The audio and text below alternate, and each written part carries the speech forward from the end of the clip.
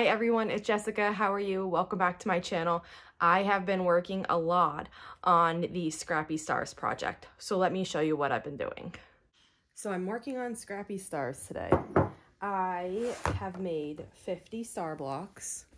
I just counted them this morning, and uncharacteristically I pressed them all. I just wanted them to be able to lay nice in this pile while I see how many I have and I see how many more I need to make. I need to decide on my layout so I know how many more. I think I'm gonna need around 100, maybe 98 for this layout, but I'm gonna double check it today. So now what I'm doing is I'm gonna go through what I have cut and see if I have enough to make however many more blocks I need to make. I'm gonna see if I have enough whites or if I need more. These are for my flying geese. These would be for the corners of the star blocks. And then I'm going to go through the colors. Now, a lot of these were cut from scraps, so I don't have more of them. Like I had a couple big pieces of this. They were left over from a lining of a purse, and I'm running out. So what I'm going to do, I don't have any more, but I'm just going to look for a couple more blues to put in. The other thing I'm running out of, I know, is this color. I love this. I've been using it in as many blocks as I can. This was a cutoff from a backing. And I actually found 2 fat quarters in my stash of it. So I'm going to cut those up because I really like the mustards in there. And then I'm going to make sure I have some oranges like this. I'm going to make sure I have some of these reds. I'm almost out of this one, but I know that I have maybe a fat 1/8 somewhere, so I can cut more of these up. And I'm not trying to replace the exact fabrics with the exception of this one because I want more of this in there.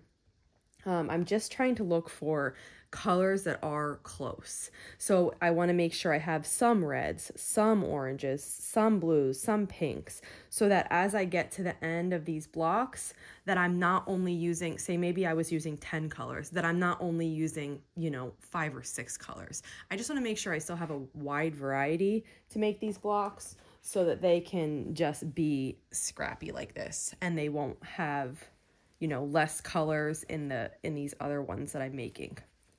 So that's what I'm doing now. I've thoroughly enjoyed this. I'm just planning on setting this really simply, star blocks and sashing, but again, I'm going to try to finalize that layout today to know how big that I have to go and how many more I have to make because I'm really enjoying this and I want to keep plugging along on these blocks. I started sorting the pieces for the flying geese, and here I just have them all laid out.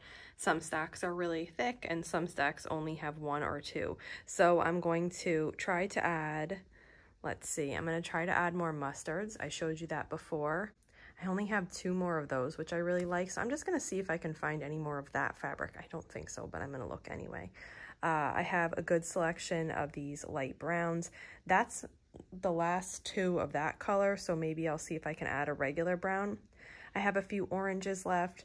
I'm low on the bright greens. I only have like 4 of those, 2 dots and 2 of the other ones, so maybe I'll look for a bright green and maybe another pink or 2. But otherwise, I'm doing pretty good. I'm pretty well balanced here with the rest of the pieces, so I don't need to add too much more. I filmed that last update on Friday, and it is Monday now, and here is where I'm at. I'm chain piecing some flying geese. I got more squares that I needed to make the flying geese, and I only have this many left, so I'm gonna knock that out right now. I have a bunch over here that have both sides on that I need to trim. And then I have some over here just setting on top of this layer cake, ready to be assembled. So last week I decided that I would need 90 squares. I'm gonna go in a 9x10 layout, and I'm just gonna use regular sashing in between each block. And I got the idea this morning after I had an appointment, and then I came back home and I started working on this, and I thought I want to finish this week.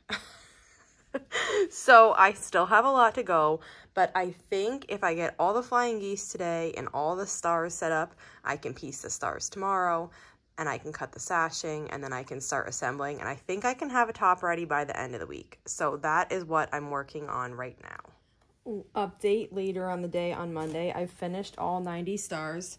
Here is almost 40. I've pressed a few of them already. I have about 15 minutes before I have to stop for the day, so I was just gonna try to press as many as I can. These are the ones that are already ready. I can't believe I finished them all. If I can get them pressed today, probably not in this 15 minutes, but at some point today, then tomorrow I can start cutting the sashing, and then I can get ready to assemble. Now, I'm pretty sure that when I lay these out, I am just going to randomly take them. I'm not going to really plan the layout, because I think that these stars all work really nicely together, and they don't really need to be laid a certain way. They're all meant to look nice together, and if two similar ones end up next to each other, then so be it. So that will make assembling this quicker, because I do think if I were to decide on a certain layout, that would just make it take longer. And in some cases, in my opinion, that's worth it. But in this scrappy version, where I just want it to be random, it's going to be easier, quicker, and I'm going to get the look that I'm desiring to just randomly take them from the pile and start assembling. I can't believe all 90 are made. I feel like it hasn't been that long since I've been working on this quilt, but I feel like it has been. I feel like, not even that it's been that long, but that every time I sew, that this is all I'm working on. And that's not to say I haven't enjoyed it. I have enjoyed it. I love making these. I'm sure I'll end up doing a project like this again, because this was really, really fun. And satisfying too, to go back to my scraps and pick through them and use them. I shared in my Instagram stories today, I'm not sure if you've seen it, but that this is one of my favorite color combos. And look, I have them both right here back to back. I love this color combo, and it's not something that I would have previously picked, but I love it. So I tried to make a bunch like that because I really want a lot of those in the quilt. And so now I'm just going to press these and see how many I can get done in the 15 minutes that I have. And whatever I can't, I'm hoping that I can do it later on tonight, after dinner or after my kids go to bed. Because starting tomorrow with a fresh day of having these all ready to go and be assembled, it will just be a great boost for me. So I'm just going to keep pressing here, and we'll see how far I get. Let me just show you one thing I just saw real quick. You know how I've said before, when you make mistakes, you can lose them in the seam allowance. Here, this is a Flying Geese unit on the back. And on this side, it was perfect. And on this side, I was shy a little bit. Now, that's less than 1/8 of an inch, but it's still something. You can see it. Up when I was sewing this seam, I lined it up how it should have been lined up.